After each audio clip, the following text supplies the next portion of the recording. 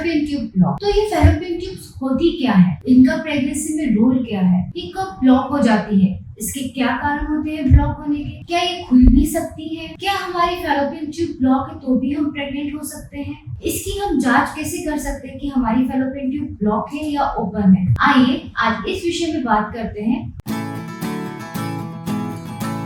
मैं डॉक्टर मुदिता जैन, एक high risk pregnancy consultant, laparoscopic surgeon and cosmetic gynaecologist. अगर आप प्रेग्नेंट होना चाह रही हैं, आप काफी समय से ट्राई कर रही हैं और फिर भी आप प्रेग्नेंट नहीं हो पा रही है, डॉक्टर्स आपकी सोनोग्राफी करा के देखते हैं, उसमें आपके अंडे ठीक है, आपके हस्बैंड के शुक्राणु ठीक है, फिर भी अगर आपने कंसीव नहीं किया है, तब डॉक्टर आपको अपने फैलोपियन ट्यूब को चेक करने के लिए सलाह देते हैं। तो आखिर ये फैलोपियन ट्यूब होती ही क्या है? अगर हम बात करते हैं तो फैलोपियन ट्यूब ये दो नलियां होती हैं, जिसका एक अंदर का हिस्सा बच्चेदानी की तरफ जुड़ा हुआ रहता है, दूसरा हिस्सा जो फ्री होता है, जिसे हम फीमेल एंड कहते हैं, वो पेट के अंदर खुला रहता है। ये अंडाशय यानी कि ओवरीज के पास रहता है। तो जब भी ओवरी से अंडा निकलता है वो फैलोपियन ट्यूब्स में आता है, वहीं से शुक्राणु जो है वो बच्चेदानी के अंदर से होता हुआ फैलोपियन ट्यूब्स के बीच में आता है। यहाँ पे हमारा बच्चा कंसीव होता है यानी कि एम्ब्रियो फॉर्म में आता है, फिर वो एम्ब्रियो फॉर्म से होते होते बच्चेदानी के अंदर जाके चिपक जाता है।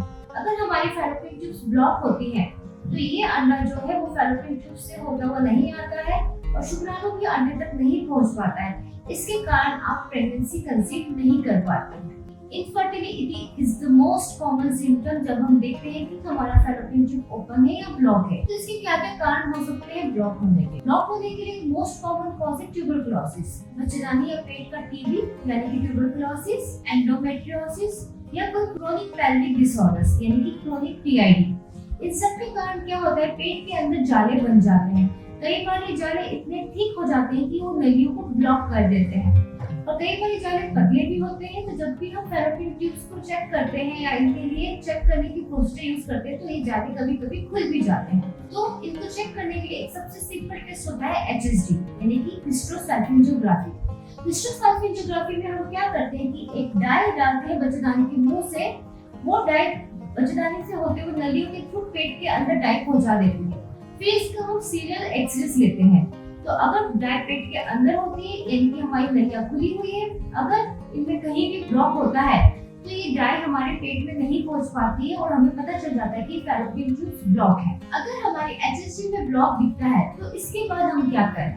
इसके बाद हमारे पास दो ऑप्शंस रहते हैं। अगर आपके कॉर्नल एंड या फीमेल एंड में ब्लॉक दिख रहा है तो उसके लिए हम एक इंटरवेंशनल रेडियोलॉजिस्ट के पास जाके भी कैन्युलेशन करा सकते हैं। वो एम्बुलेंसिंग एजेंट्स के थ्रू ये नलियां खोलने की कोशिश कर सकते हैं।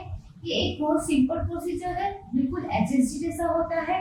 अगर हमारे पास सिर्फ ट्यूब्स के अलावा भी कुछ प्रॉब्लम होती है, यानी कि अगर हमें कुछ एंडोमेट्रियोसिस है, फाइब्रॉइड है, जिस कारण अंदर की नली ब्लॉक है या बाहर की नली ब्लॉक है, तो हमें डायग्नोस्टिक हिस्टेरोस्कोपी या लैप्रोस्कोपी करानी चाहिए।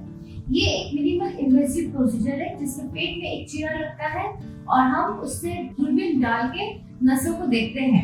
अगर वो कहीं से ब्लॉक दिखती है या एडिशंस दिखते हैं तो हम उसकी एडिशोलाइसिस भी कर सकते हैं।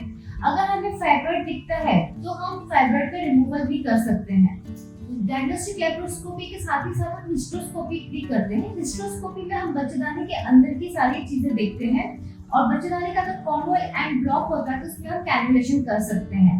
हमारे पास दो ऑप्शंस रहते हैं कि अगर हमारी बंद नलियां हैं तो हम उनको खोलने के लिए ट्राई कर सकें। अगर इसके बावजूद आपकी नलियां नहीं खुलती है, वो ब्लॉक रहती है, तो फिर आपको अपने इनफर्टिलिटी डॉक्टर्स के पास जाके आईवीएफ के थ्रू या टेस्ट ट्यूब बेबी के थ्रू बच्चे की कोशिश करनी पड़ती है।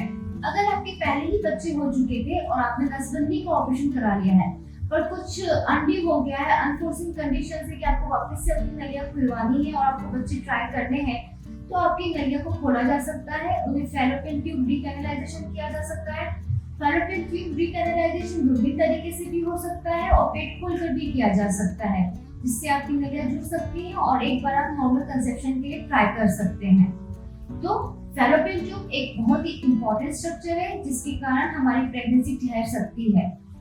तो इस चीज का ध्यान रखें। अगर आपको कोई भी क्वेश्चन होता है या आपको क्वेरी लगती है तो आप हमें क्वेश्चन बॉक्स में ड्रॉप करें या व्हाट्सएप पे मैसेज करें। Thank you.